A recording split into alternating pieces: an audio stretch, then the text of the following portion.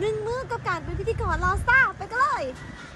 โอเคเรามาเริ่มกันเลยเนาะในตอนเช้าของวันนี้เวลา8 โมงครึ่ง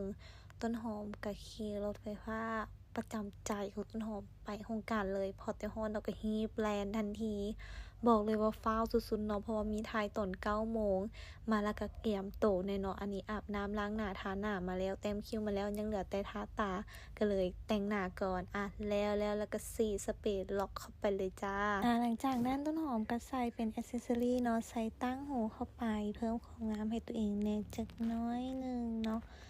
จะเป็นใส่ย่างเนาะแต่ว่าผมนี้ยังบ่ทันเฮ็ดหยังเทื่อเนาะเพราะว่าบ่มีเวลาแล้วตอนนี้แม่นขอใส่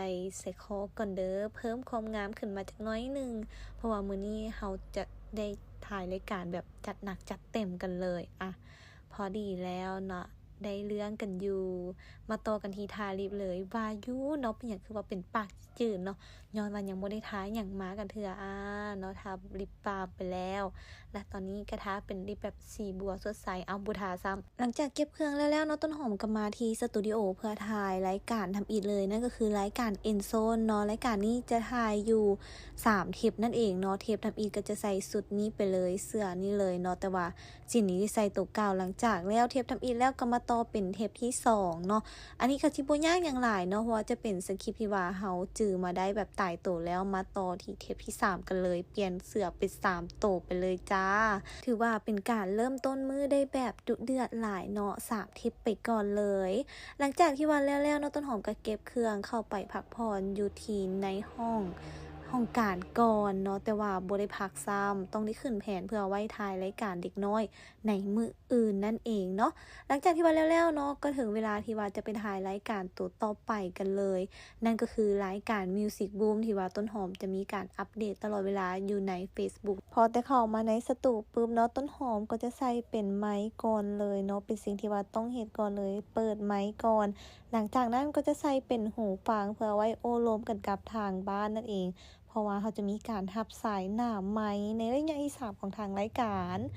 หลังจากนั้นต้นหอมก็จะเกี่ยมความพร้อมหมดเองซะก่อนและมื้อนี้ต้นหอมได้เข้ารายการคู่กับจิมมี่เด้อซึ่งว่าจิมมี่นั้นเป็นพิธีกรดาวเด่นของลาวสตาร์เลยก็ว่าได้เนาะหลังจากที่ว่าเขาจัดรายการแล้วเนาะเขาก็จะพากันไปพักผ่อนก่อนจักน้อยนึงนั่นเองหลังจากที่ว่าได้พักบ่พอเท่าใดนาทีเนาะต้นหอมก็ต้องได้ออกไปต่อกันเลยเพื่อที่จะถ่ายรายการต่อไปนั่นก็คือรายการเมนูเด็ดติดดาวนั่นเองเนาะซึ่งว่าตอนนี้แมนต้นหอมจะเป็นทั้งโปรดิวเซอร์และก็เป็นพิธีกรไปในโตเลยฮอดตอนกินอาหารแล้วทุกคนบอกเลยว่าหลังจากที่ว่าเฮ็ดเวียกมาไม่เมื่อยถ่ายรายการมา3รายการเนาะบอกว่าเมื่อยสุดๆเลยแต่ว่าเวลาได้มากินอาหารนี่คือเป็นอีหยังที่ว่ามีความสุขสุดๆเลยแล้วก็ขอขอบใจทุกคนที่ว่าเบิ่งต้นหอมตั้งแต่ต้นจนจบซึ่งว่าในตอนนี้ก็หมดแล้วเนาะที่ว่าต้นหอมถ่ายมาให้ทุกคนเบิ่งหวังว่าทุกคนเบิ่งแล้วจะเพลิดเพลินไปนำแต่อย่าลืมว่าคอมเมนต์กันเข้ามาได้เด้อว่ามันโอเคบ่ควรปรับปรุงบ่ใดเพราะว่านี่ก็ถือว่าเป็นเทปทำอิฐหรือว่าคลิปทำอิฐเลยที่ต้นหอมถ่ายแล้วมาพากย์เสียงใส่นำเนาะหวังว่าทุกคนจะมักแล้วก็อินไปกับการเฮ็ดเวียกของต้นหอมถ้าถูกใจอย่าลืมกดรีโพสต์ไปในเด้อทุกคนเด้อทุกคนมื้อนี้นะนอกจากเฮ็ดเวียกหนักแล้วแล้วยังจะมีแบบได้กินกระดาษกระเต็นอีกมื้อนี้ถือว่าคุ้มสุดคุ้มแล้วกับการใช้ชีวิตเป็นพิธีกรลาวสตาร์มื้อนึงนั่นเองเนาะเอาเป็นว่าตอนนี้ต้นหอมจะขอลาไปก่อนเนาะเพราะว่าจะไปเขียนต่อแล้วหิวต่อละตอนนี้ต้นหอมไปกันแล้วเจอกันในอีพีหน้าบ๊ายบาย